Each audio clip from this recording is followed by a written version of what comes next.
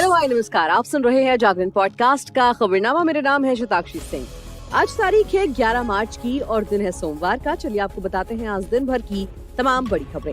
Bulletin की शुरुआत करेंगे हेडलाइंस के साथ। गाजीपुर बस हादसे में अब तक 6 की मौत। सीएम योगी ने आर्थिक सहायता का किया ऐलान। देश में आज लागू हुआ सीएए, केंद्र सरकार ने जारी की अधिसूचना। कर्नाटक में गोभी मंचूरियन और कॉटन कैंडी पर लगा बैन। बच्चों के अश्लील वीडियो को डाउनलोड करना और देखना पॉक्सो के तहत अपराध नहीं। हाईकोर्ट के इस फैसले पर सुप्रीम कोर्ट करेगा सुनवाई। एलन मस्क की कंपनी स्पेसएक्स ने 6 घंटे के अंदर लॉन्च किए 46 स्टारलिंक सैटेलाइट। अमेरिका में 4 भारतवंशी महिलाओं को किया गया सम्मानित। पहली बार $71,000 के पार पहुंचा बिटकॉइन। 2 महीने में 54% बढ़ी कीमत। कृति खरबंदा संग शादी के लिए दिल्ली रवाना हुए पुलकित सम्राट। खत्म हुआ लंबा इंतजार। रणजी ट्रॉफी के मैच में फॉर्म में लौटे अजिंक्य रहाणे। अब खबरें विस्तार से जान लीजिए। यूपी के गाजीपुर में सोमवार को हुए बस हादसे में अब तक 6 लोगों की मौत की खबर है। घटना मर्दे क्षेत्र के महाहरधाम मंदिर के पास हुई है। मुख्यमंत्री योगी आदित्यनाथ ने हादसे पर दुख जताते हुए मृतकों के परिजनों को 5-5 लाख रुपए और गंभीर रूप से घायलों को 50-50 हजार की आर्थिक सहायता और उनके मुफ्त उपचार के निर्देश दिए हैं। मर्दे क्षेत्र के महाहरधाम के पास बारात की मिनी बस में 11,000 वोल्ट का तार छू जाने से आग लग गई और देखते ही देखते बस आग का गोला बन गई। आग इतनी भयानक थी कि कोई भी आग बुझाने के लिए बस के करीब जाने की हिम्मत नहीं जुटा सका। पहली बार में आग से 6 लोगों के जलने की जानकारी मिली है। पुलिस और प्रशासनिक अधिकारी मौके पर पहुंच रहे हैं। इस हादसे में और लोगों के भी हताहत होने की आशंका है। पता चला है कि बस सीएनजी थी। बस मऊ के कोपा से बारात लेकर मर्दे के महाहर धाम पर आ रही थी। कच्चे रास्ते से बस आ रही थी। बस में लगभग 38 लोग सवार थे, जिनमें महिलाएं और बच्चे ज्यादा थे। हादसे को लेकर सीएम योगी आदित्यनाथ ने दुख जताया है। उन्होंने मृतकों के परिजनों को 5-5 लाख और गंभीर रूप से घायलों को 50-50 हजार के आर्थिक सहायता और उनके मुफ्त उपचार के निर्देश दिए हैं। सीएम योगी ने इस पर ट्वीट करते हुए लिखा कि जनपद गाजीपुर में हुई दुर्घटना अत्यंत दुखद और हृदय विदारक है। मेरी संवेदनाएं शोक संतप्त परिजनों के साथ हैं। मृतकों के परिजनों को 5-5 लाख और गंभीर रूप से घायलों को 50-50 हजार की आर्थिक सहायता और निःशुल्क उपचार के निर्देश दिए हैं। ईश्वर से प्रार्थना है कि दिवंगत आत्माओं को अपने श्री चरणों में स्थान और घायलों को शीघ्र स्वास्थ्य लाभ प्रदान करे। नागरिकता संशोधन अधिनियम सीएए की अधिसूचना आज सोमवार को जारी हो गई। केंद्रीय गृह मंत्रालय द्वारा सोमवार को शाम 6 बजे सीएए के नियमों को लेकर अधिसूचना जारी की गई। लोकसभा चुनाव की घोषणा से पहले नागरिकता संशोधन अधिनियम नियमों की अधिसूचना जारी होना केंद्र सरकार का बड़ा फैसला है। बता दें कि आने वाली कुछ ही दिनों में आने वाले लोकसभा चुनावों की तारीखों का ऐलान हो सकता है। ऐसे में केंद्र सरकार का देश में नागरिकता संशोधन कानून के लिए अधिसूचना जारी करना मास्टर स्ट्रोक है।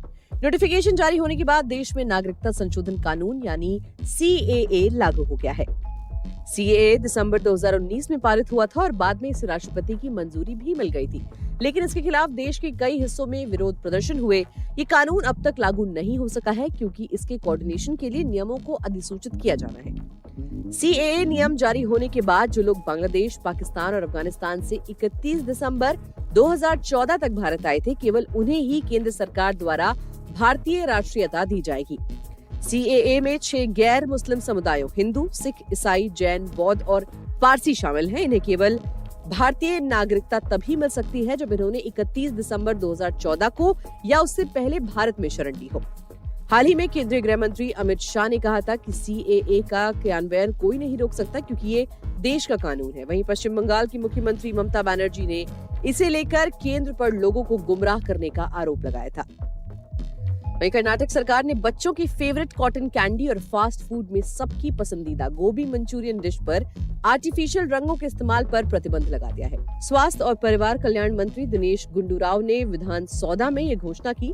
जनता और मीडिया की शिकायतों के आधार पर लोगों को बेचे जाने वाले गोभी मंचूरियन और कॉटन कैंडी के सैंपल राज्य भर से इकट्ठा किए गए और स्टेट लेबोरेटरी में इसकी जांच की गई। मंत्री दिनेश गुंडूराव ने बताया कि गोभी मंचूरियन के 171 सैंपल्स इकट्ठा किए गए, जिनमें से 107 सैंपल्स में असुरक्षित आर्टिफिशियल रंग मिले हुए थे। स्वास्थ्य मंत्री दिनेश गुंडू ने बताया कि गोभी मंचूरियन के 171 सैंपल में 107 असुरक्षित पाए गए। इस बीच कुल 25 कॉटन कैंडी के सैंपल में से 15 असुरक्षित पाए गए। इसके साथ ही उन्होंने ये भी बताया कि खाद्य पदार्थों में टाट्रोजिन, कार्माइसिन, सनसेट येलो और रोडामाइन 1B जैसे आर्टिफिशियल कलर होने से इनका उपयोग सैंपल में किया गया था।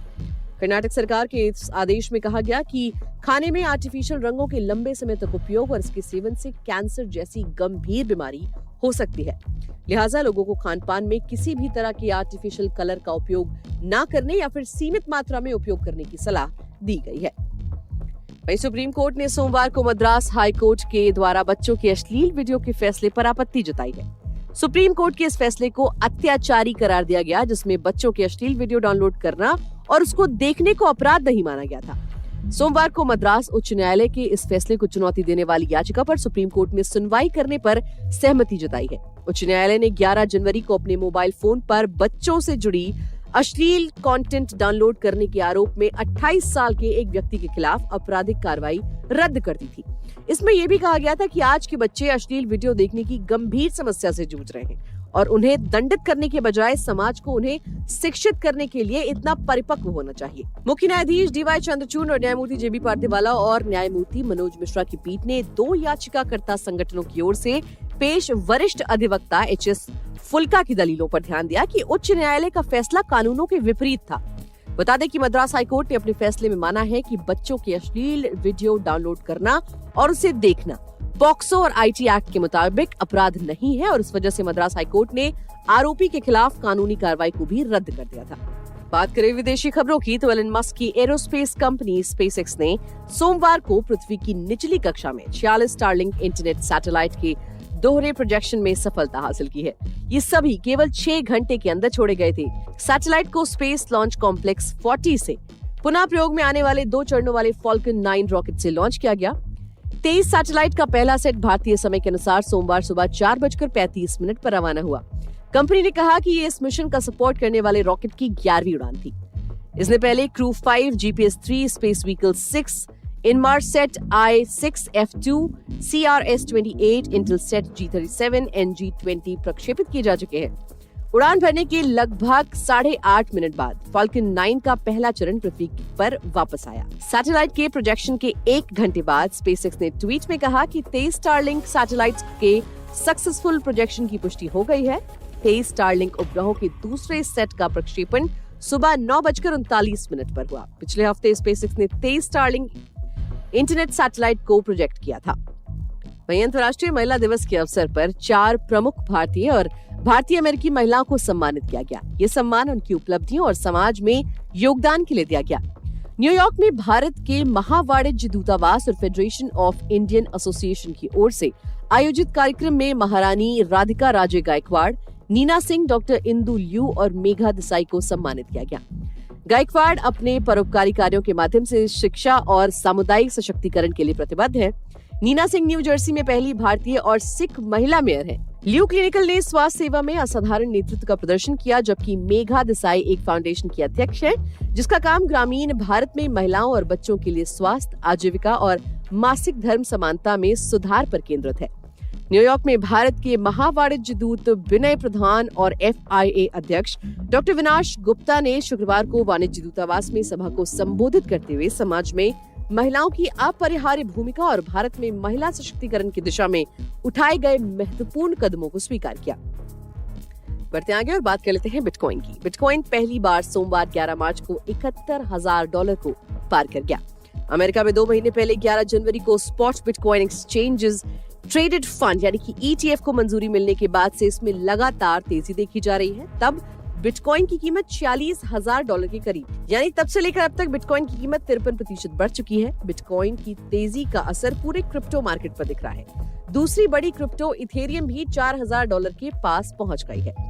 अब बिटकॉइन के बढ़ने के 4 कारण हैं। पहला ये कि स्पॉट बिटकॉइन ETF के आने के बाद से क्रिप्टो के लिए सेंटिमेंट पॉजिटिव हुए हैं। दूसरा ये कि बिटकॉइन हॉल्विंग इवेंट अप्रैल 2024 में हो सकता है, इससे बिटकॉइन सप्लाई कम होगी। तीसरा ये कि निवेशकों को लगता है कि फेडरल रिजर्व अर्थव्यवस्था स्थिर होने पर ब्याज दरें बढ़ा सकता है।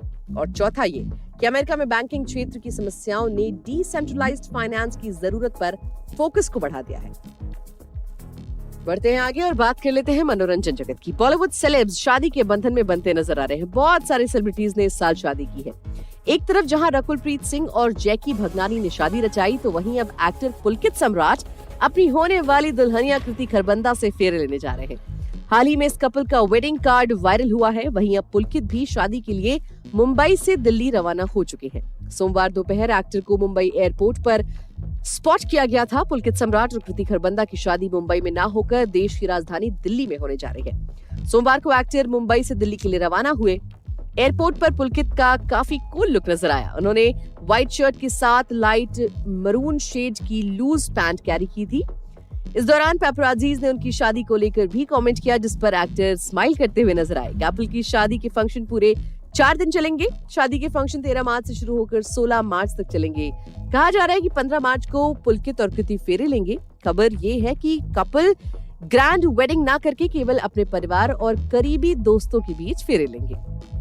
बात कर ले खेल जगत की, तो अजिंक्य रहाणे ने आखिरकार फॉर्म में वापसी कर ली है। लंबे इंतजार के बाद रहाणे के बल्ले से जोरदार अर्धशतक निकला है।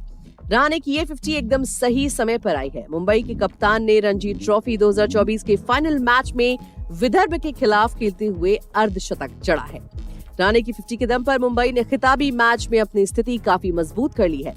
विदर्भ के खिलाफ खेलते हुए दूसरी पारी में अजिंक्य रहाणे ने शानदार चौके के साथ अपना अर्धशतक पूरा किया। रहाणे ने अपनी 50 88 गेंदों पर पूरी की। मुंबई के कप्तान के बल्ले से निकली रणजी ट्रॉफी 2024 में दूसरी 50 है। रहाणे ने खूबसूरत कवर ड्राइव लगाते हुए अपनी 50 पूरी की।